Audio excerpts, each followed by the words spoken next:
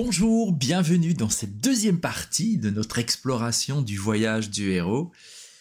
Dans l'épisode précédent, nous avons plongé au cœur de ce schéma initiatique universel, celui qui traverse les récits mythiques, mais aussi notre propre trajectoire de vie.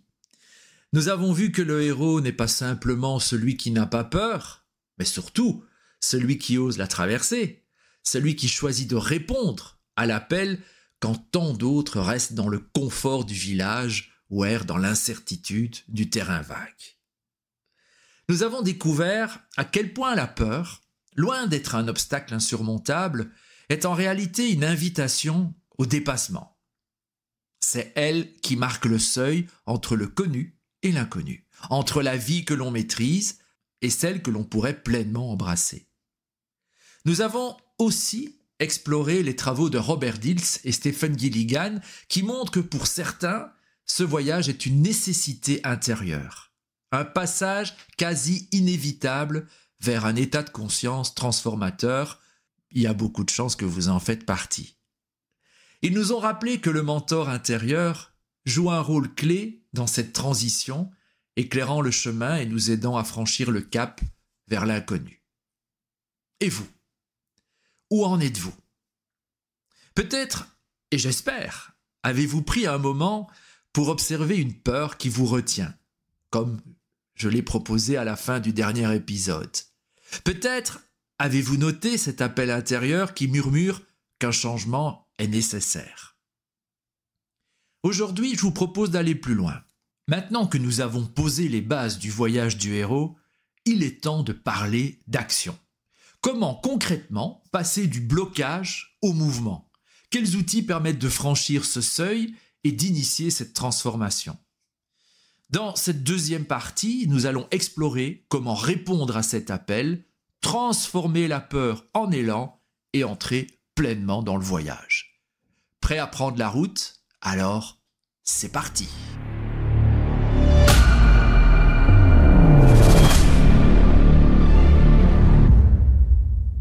Prendre la route, justement. Mais quelle route ? Où mène-t-elle ?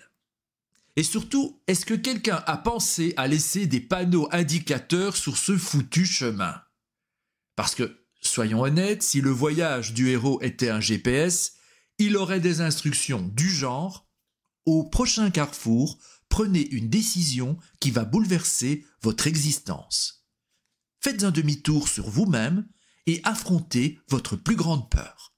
Attention, route sinueuse, présence d'obstacles invisibles et risque de remise en question existentielle. Bonne route. » Ce voyage, il n'est pas balisé, mais il suit une trame, une structure que l'on retrouve dans toutes les grandes histoires et dans toutes les transformations profondes. Il se divise en 3 grandes étapes. Le départ, l'initiation et le retour. Et tout commence toujours par un appel. Alors, pas un coup de fil du destin avec un message clair et limpide du genre « Bonjour, ici votre conscience, il est temps de changer de vie, veuillez suivre la direction indiquée vers votre accomplissement personnel. » Non. L'appel, c'est rarement une évidence. C'est souvent un murmure. Une sensation diffuse qui s'installe. Au début, ce n'est même pas une pensée consciente, c'est juste un léger inconfort. Vous voyez ces chaussures qu'on porte trop longtemps et qui un jour commencent à serrer sans qu'on sache pourquoi. On les a toujours trouvées confortables, mais soudain, elles nous oppressent, nous empêchent d'avancer. Le village, notre zone de confort, c'est un peu comme ces chaussures. Il y a un moment où l'on commence à se sentir à l'étroit dans sa propre vie. Et c'est une phrase qu'on se surprend à ce moment-là à répéter. Il doit y avoir autre chose. On la murmure dans un moment d'ennui au travail. Il doit y avoir autre chose. On y pense en regardant le plafond avant de s'endormir. Il doit vraiment y avoir autre chose. On la ressent lorsqu'on voit quelqu'un d'autre oser faire ce qu'on n'ose pas. Il y a certainement autre chose. Parfois, l'appel est brutal. Une rupture, un licenciement, une perte, un bouleversement qui nous oblige à regarder en face ce que l'on refusait de voir. Et d'autres fois, il est insidieux, un malaise diffus qui s'installe lentement comme un fil invisible qui nous tire vers l'inconnu. Mais voici le paradoxe. Plus l'appel est fort, plus le doute grandit. Et c'est là que la vraie bataille commence. Parce qu'à peine a-t-on ressenti l'appel que surgit une force encore plus puissante, le doute. Mais est-ce que c'est vraiment une bonne idée? Oh, peut-être que c'est juste un passage, ça va s'arranger. Et si je me trompais? Après tout, ma vie n'est pas si mal. Il y a pire, non? Et c'est là que la peur entre en scène, déguisée en bonne conseillère. Elle nous susurre à l'oreille tout ce qui pourrait mal tourner. Elle fait défiler devant nous les pires scénarios, nous peint un tableau apocalyptique où chaque décision hors du cadre se termine par un désastre. Vous connaissez peut-être cette légende des marins qui raconte que lorsqu'on s'approche trop du bord du monde, on risque de tomber dans le vide. Eh bien voilà exactement ce que nous raconte notre cerveau. Ne t'éloigne pas trop. Ici c'est connu, balisé. Là-bas, c'est l'inconnu. Et l'inconnu c'est dangereux. Parce que quitter le village, c'est accepter de perdre ses repères. Et ça fait peur. Il y a toujours un moment où l'on se demande si on ne ferait pas mieux de faire marche arrière. C'est humain. Le cerveau préfère le certain à l'incertain. Le problème, c'est que l'incertain, c'est aussi l'espace où tout est possible. Et c'est précisément là que se joue le premier grand choix du héros. Lorsqu'on entend cet appel au changement, 3 options s'offrent à nous. Première option, rester au village. Et ça, c'est le choix de la majorité. Se convaincre que ce que l'on ressent n'est qu'un caprice, un simple inconfort passager, et qu'il vaut mieux rester dans ce que l'on connaît, quitte à ressentir cette insatisfaction grandissante. Deuxième option, errer dans le terrain vague. C'est ce que font ceux qui attendent trop longtemps et ne supportent plus le village. Mais en même temps, ils ont toujours trop peur d'avancer. En fait, ils quittent l'ancien sans jamais entrer dans le nouveau. Ils tournent en rond, testent, doutent, reculent. Ils oscillent entre regret, espoir, sans jamais vraiment faire le pas décisif. Et puis, la troisième option, c'est répondre à l'appel et partir. Et ça, c'est le choix le plus difficile, mais aussi le plus transformateur. C'est celui des héros, des héroïnes, de ceux qui décident d'oser, même sans garantie, même avec la peur au ventre. Parce que la peur ne disparaît jamais vraiment, mais elle peut être apprivoisée. Et puis vient le moment du seuil, le premier pas. Ce premier pas, il ne ressemble jamais à un saut triomphal. Il n'y a pas de trompette, pas de confetti, pas de foule en délire. Souvent, il est discret, timide, hésitant. C'est un oui à demi-mot, une décision prise un soir sans trop y croire. Mais c'est le premier pas qui fait la différence. Parce qu'une fois ce seuil franchi, le voyage a commencé. Le héros a quitté le village. Il ne sait pas encore ce qui l'attend, il ignore toutes des épreuves qui l'attendent, mais une chose est sûre, il n'est plus celui qu'il était hier. Et c'est là que commence la véritable initiation. Le héros a quitté le village. Et là, c'est le choc. Parce que partir, c'est une chose. Mais une fois dehors, une question s'impose brutalement. Et maintenant ? Ce que l'on imaginait comme un voyage initiatique inspirant ressemble davantage à une traversée du désert en pantoufles. L'adrénaline du départ retombe et on se rend compte qu'on n'a pas vraiment de plan. Le monde qu'on croyait comprendre n'a plus les mêmes règles. Tout semble différent, plus incertain, plus complexe. Là où avant on avait des repères, ici il n'y a que du flou. On avance, mais on ne sait pas trop où. On doute, on trébuche, et on se demande si on a bien fait. L'initiation, c'est ça. Ce n'est pas la récompense du héros, ce n'est pas encore la victoire, c'est le chaos. C'est le moment où l'on remet tout en question. C'est une zone intermédiaire, une sorte de no man's land entre l'ancien et le nouveau. Et c'est dans cet inconfort que tout se joue. Les histoires épiques sont formelles. Il y a toujours des épreuves. Et dans la vraie vie, elles sont bien réelles.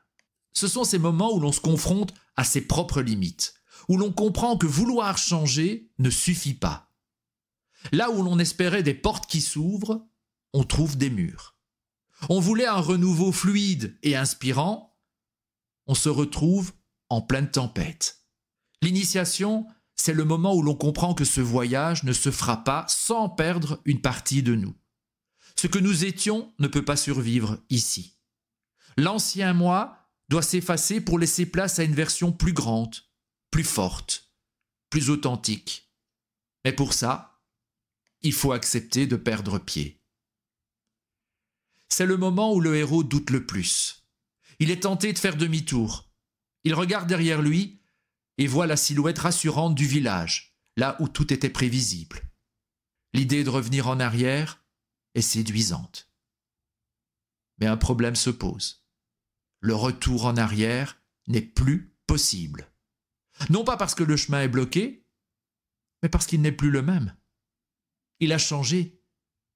Et même s'il revenait, il ne pourrait plus voir les choses de la même manière. Dans toutes les grandes quêtes, le héros rencontre des guides, des mentors, mais aussi des adversaires.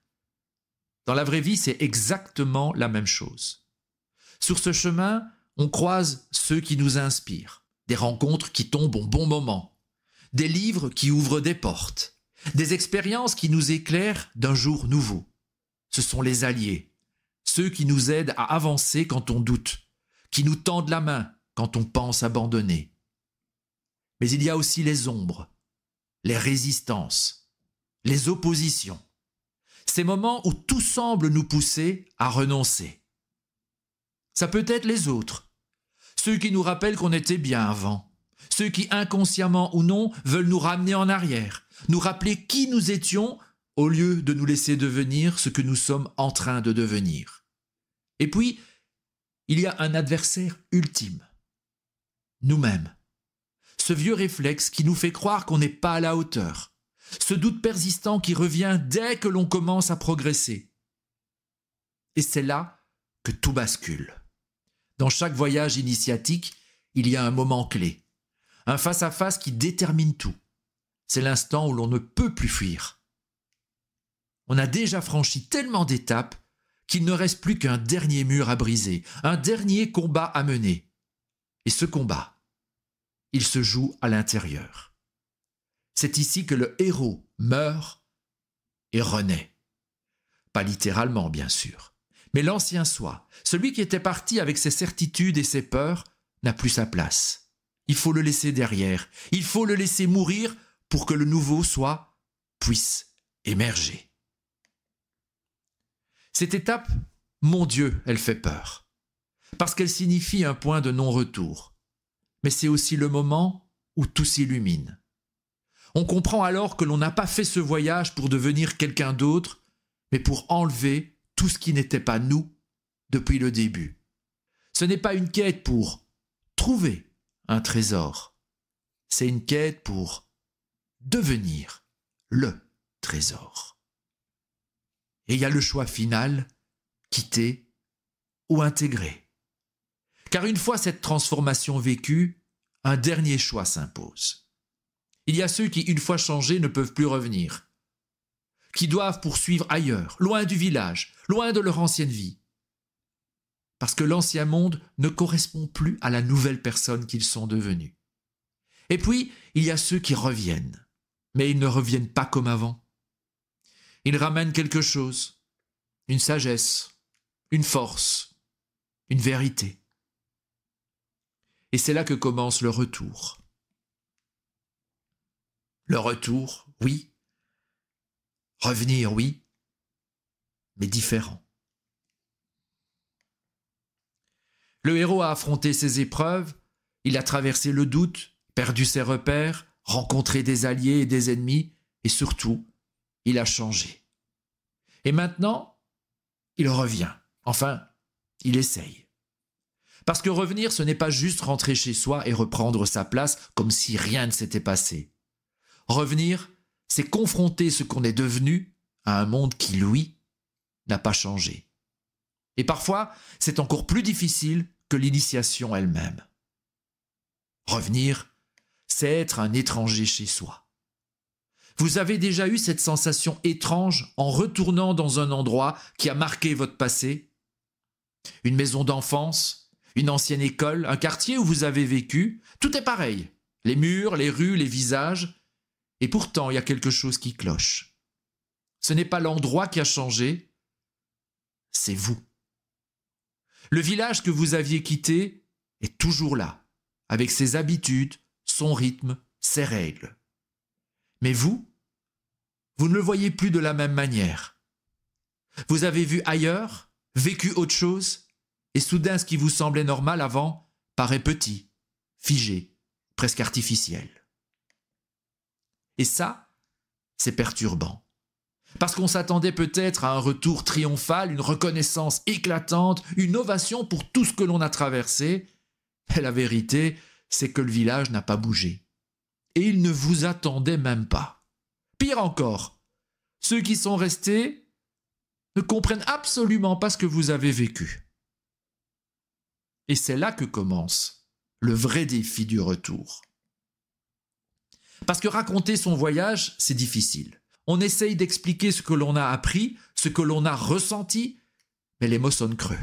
Les autres écoutent, hochent la tête, mais ils ne comprennent pas vraiment. Pas parce qu'ils ne veulent pas, mais parce qu'ils n'ont pas vécu ce que vous avez vécu. C'est comme essayer de décrire une couleur à quelqu'un qui ne l'a jamais vue. Et c'est frustrant. Alors il y a ceux qui choisissent de se taire, de garder ce qu'ils ont appris pour eux, de faire semblant que rien n'a changé, juste pour éviter ce fossé grandissant entre eux et les autres. Et puis il y a ceux qui s'accrochent, qui essayent de faire comprendre, de partager, d'intégrer ce qu'ils ont ramené. Mais parfois, le village ne veut pas du changement. Parce que le changement fait peur. Parce que vous rappelez que l'on peut partir, que l'on peut évoluer, dérange ceux qui ont fait le choix de rester. Et là, un nouveau choix s'impose. 1. Faire semblant. Reprendre sa place, jouer le rôle de l'ancien soi, cacher tout ce que l'on a appris, accepter que le monde ne comprendra pas et se fondre à nouveau dans la masse, au risque de terminer dans le terrain vague. 2. Repartir. Comprendre que l'ancien monde ne nous correspond plus. Accepter que le retour est impossible et choisir une nouvelle route, ailleurs, loin de ceux qui ne peuvent pas voir la transformation qui s'est opérée en nous. 3. Transformer le village. Partager ce que l'on a appris, semer des graines petit à petit, sans chercher à convaincre, mais en montrant, par l'exemple, ce que l'on a découvert. Mais cette dernière option n'est pas toujours possible, parce que tous les villages ne veulent pas nécessairement être transformés.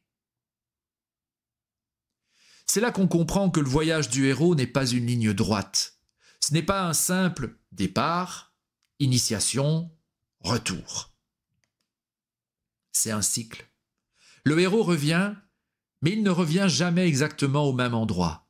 Il ramène quelque chose avec lui, une sagesse, une compréhension, un nouvel état d'être. Il peut choisir de s'en servir pour guider d'autres, pour montrer la voie à ceux qui ressentent l'appel et qui n'osent pas partir. Ou bien il peut comprendre que le voyage continue, que le retour n'est pas un point final, mais juste une étape avant un nouveau départ. Parce que certains héros ne peuvent pas rester. Certains sont faits pour aller toujours plus loin. Et c'est ainsi que le cycle recommence. Ceux qui osent l'aventure ne peuvent plus jamais vraiment rentrer, mais ils peuvent transmettre, ils peuvent inspirer, ils peuvent montrer que oui, la peur, elle est réelle, mais qu'elle peut être dépassée, que l'inconnu est effrayant, mais qu'il est aussi le seul endroit où l'on peut réellement grandir. Et surtout, que répondre à l'appel, c'est choisir de ne pas s'endormir dans une vie qui ne nous ressemble pas. Alors, maintenant la question est là. Où en êtes-vous? Êtes-vous en plein départ? En pleine initiation? Ou déjà sur le chemin du retour? Et surtout, quel sera votre prochain voyage? Le voyage du héros, ce n'est pas juste un mythe, une belle théorie qu'on accroche dans le salon entre une citation de Bouddha et une affiche de motivation. Le voyage du héros, c'est une réalité, un chemin que certains prennent consciemment ou non et qui les transforme à jamais. Alors, parlons concret. Parce qu'on pourrait croire que ce voyage est réservé aux aventuriers de l'extrême, aux entrepreneurs visionnaires ou aux sages en quête d'illumination, mais en réalité, il concerne tout le monde. Prenons l'exemple d'Élodie que j'ai interviewée dans cette même émission. Élodie, c'est une fille brillante qui a coché toutes les cases dans le monde de l'événementiel, diplôme en poche, boulot stable, une vie rangée, confortable. Chaque matin, elle se réveillait avec cette sensation bizarre, ce goût fade dans la bouche comme si quelque chose en elle était en train de s'éteindre doucement. Et puis, il y a eu un burn-out, il y a eu ce déclic, l'appel, l'envie irrépressible de renouer avec ce qui l'a fait vibrer, le mouvement, la scène et le lien avec les autres. C'est l'appel. Alors bien sûr, elle a douté, comme elle nous l'a expliqué, elle a tout envisagé, l'échec, le regard des autres, la peur de se planter, et puis elle a suivi son appel. Et aujourd'hui, elle vit de son art aérien. Et elle le dit elle-même, ce n'est pas une question de succès ou d'échec, ce qui compte, c'est qu'elle est enfin alignée avec elle-même. Et je peux prendre en exemple toutes les personnes que j'ai interviewées, et vous retrouverez tous les épisodes là dans ce podcast. Et puis il y a Marc. Marc travaille dans une multinationale, bon salaire, collègue sympa, bureau avec vue. Il aurait pu être heureux. Il aurait dû être heureux. Il avait tout pour être heureux. Et puis il y avait ce moment, chaque matin, en arrivant au boulot, où il coupait le contact de sa voiture et restait assis, immobile, quelques secondes, comme si son corps refusait d'ouvrir la porte, comme s'il savait quelque chose que Marc n'osait pas encore s'avouer.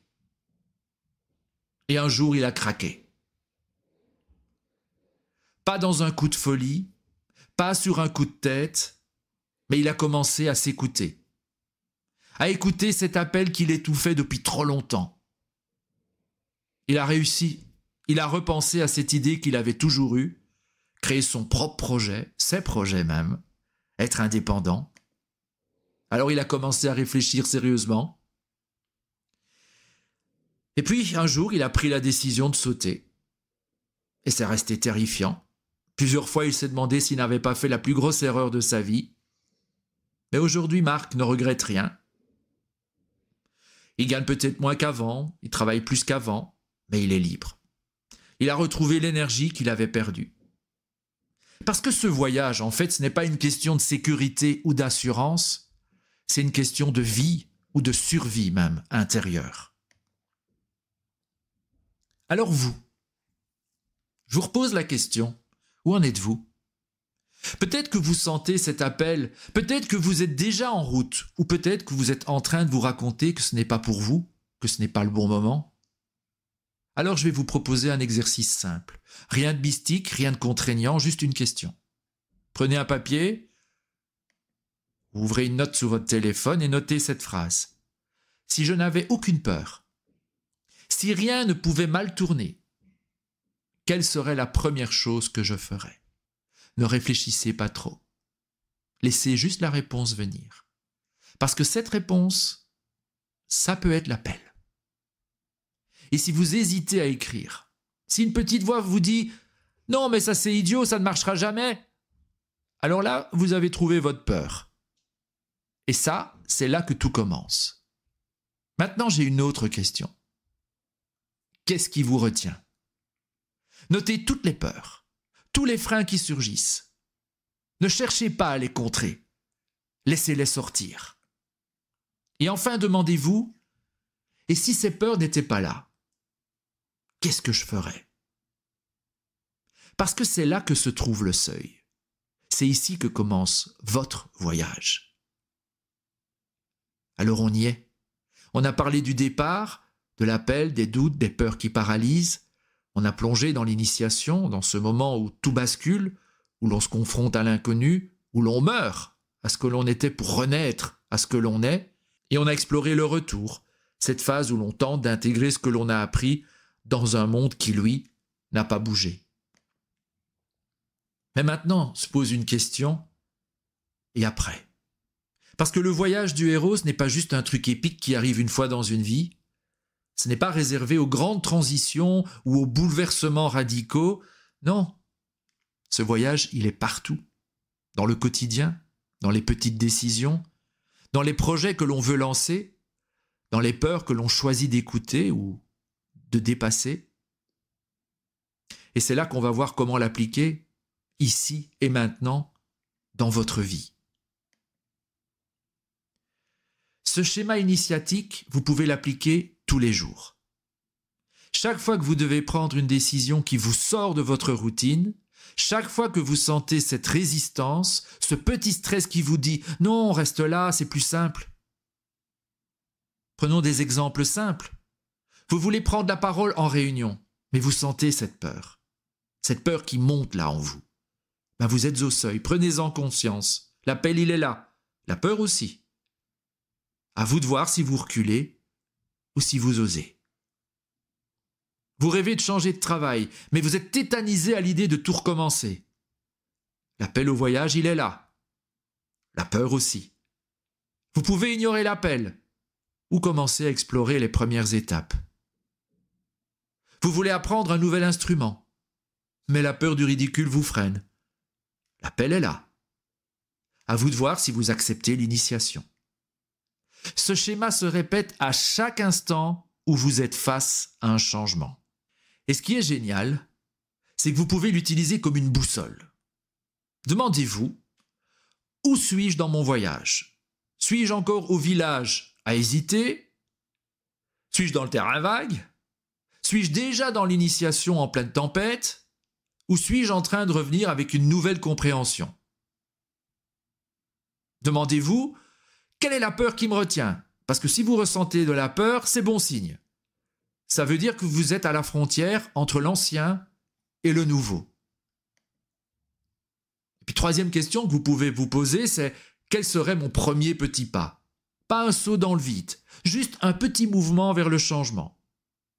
Et petit à petit, en intégrant ce modèle dans votre vie, vous allez voir que ce n'est pas juste une théorie, c'est une manière de vivre. Et c'est celle-là que je vous propose. Le voyage du héros ne s'arrête jamais vraiment. Chaque fin est un début. Chaque retour prépare un nouveau départ.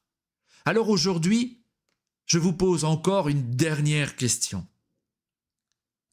Quel est le prochain appel que vous entendez? Et surtout, oserez-vous y répondre?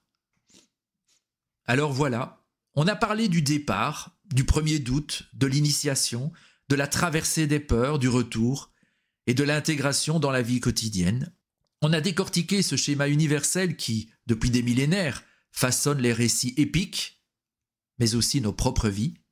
Et maintenant? Eh bien maintenant, il y a un choix. La majorité restera dans le confort du village, là où la sécurité prime sur l'inconnu, où la routine rassure et où l'idée même du voyage semble inutile, voire absurde.